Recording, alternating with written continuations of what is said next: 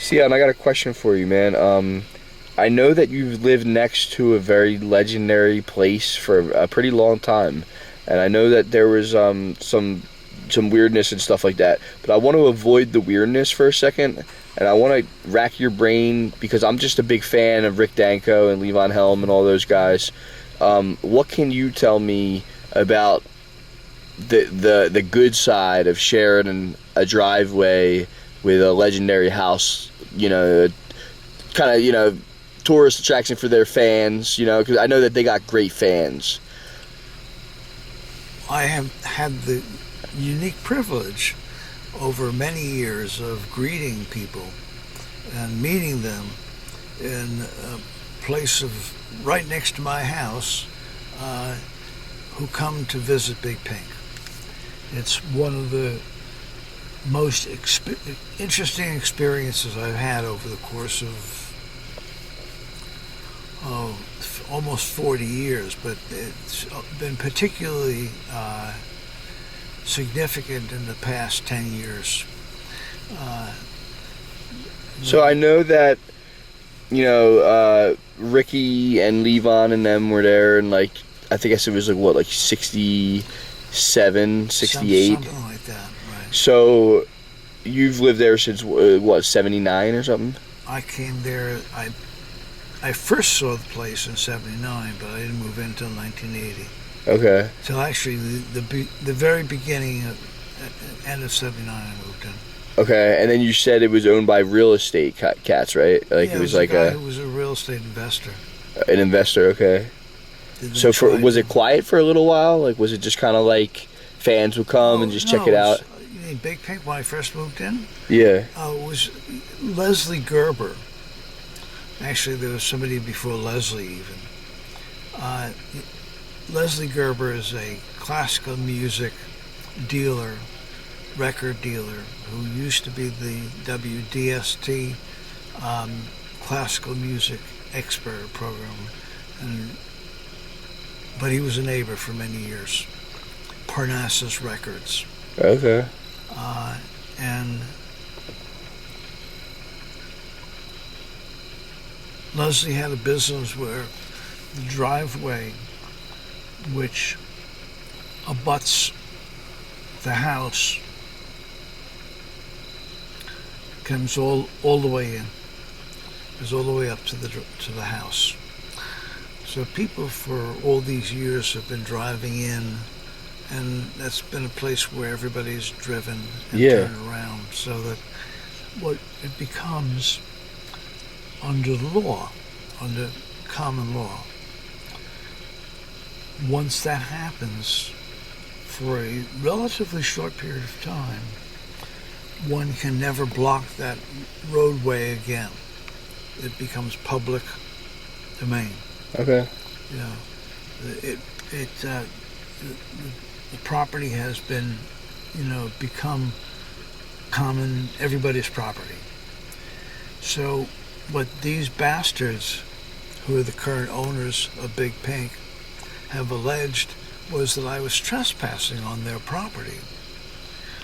When they photographed me, and when I was in the driveway, because they posted a photograph of me on the window with some very disparaging comments about me, and trying to disparage me with. I have seen that when I've come up there to visit, because being a fan of the house and everything in the band, it said something in the window that was ignore the neighbor, he's trying to get attention, just trying to downplay you. I have seen that in the window. Right. That's what you don't have a photograph of that, do you? At one point I did. I think I might have sent it to you. Well, in 2017 or something like that. I don't have, but if you could. Yeah, I don't have it, but I did see it, and I would definitely testify to that. If that's what needed to be done, and that's really, that would be a very important piece, by the way. Yeah, if you were able to make it something that would make sense for me to testify for you. I would only ask you to tell the truth. And that's the best thing to say. Because the truth is what it is. Well, the truth is what it is, Right. I could always use a brand new car. See, no. I'm just kidding, dude. I give you 2. You know, it's funny, man, because I'm a big fan of the band, dude, and I don't even know what to make of all this. And in all honesty, it's like, you know, I'm gonna do my best as a historian to keep the band's legacy strong, but at the same time, you know, you're a friend of mine, man, and it's like, you know, I don't like to see this happen to anybody, man. What's transpired, you know what I mean? It puts me in an uncomfortable situation, but I don't really know what else to do besides be me, and I think that, like, by filming you and shit like that, at least you can get your fucking word out and shit. I would only expect you to be you, and I am who I am. Yeah. And I try to do the right thing. Yeah. Regardless of what the circumstances are. Yeah, we've talked about this, you know. And you really truly believe that you're doing the right thing with all this, like. I do believe, yes. And that's because you've been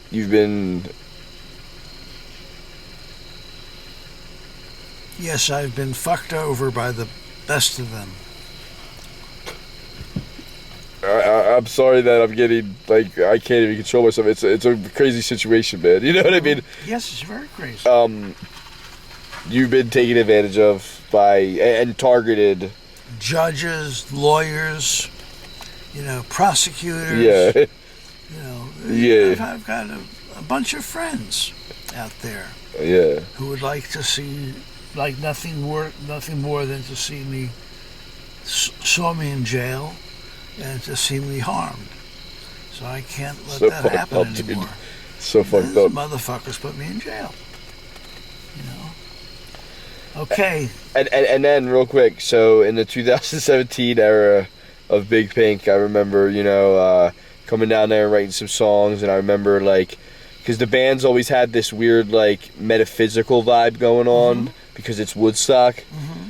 When they started to rep Woodstock in the Jericho days and beyond, like the you know, the 80s and the 90s records, it's so interesting to me as a writer or songwriter or whatever to go there and continue the traditions of writing there, which which if anybody's out there and you're listening, the best part about going to Big Pink that I've found is going there and just writing. Well, for you as a writer, it's got to be like, that's like a very sacred place. It really is. It really, and it's real. Like the it's like a shrine. It's like a shrine, and it's like walking into history, and at the same time, it's just a yard, you know. But it's a cool area. Energy, right? It's a special yard. Like your side of where the trees are and the nature and everything, very, very special. Well, I took good care of it as well.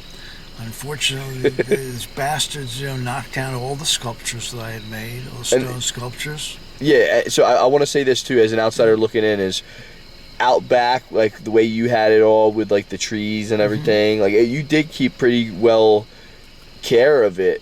I think what happened was out front, people didn't understand, like, the, what do they call that when you collect a lot of stuff? You're a collector. Yes, well, I'm an artist. Yeah. You know, I have things which I collected. I bought the thing. And you were stacking. You had a lot of shit there, you know. Well, but yes, but the truth is, I had only weeks earlier purchased a large quantity of things from an estate. And I just put them on my property, and I hadn't moved them yet and organized them, so I had them covered with tarps.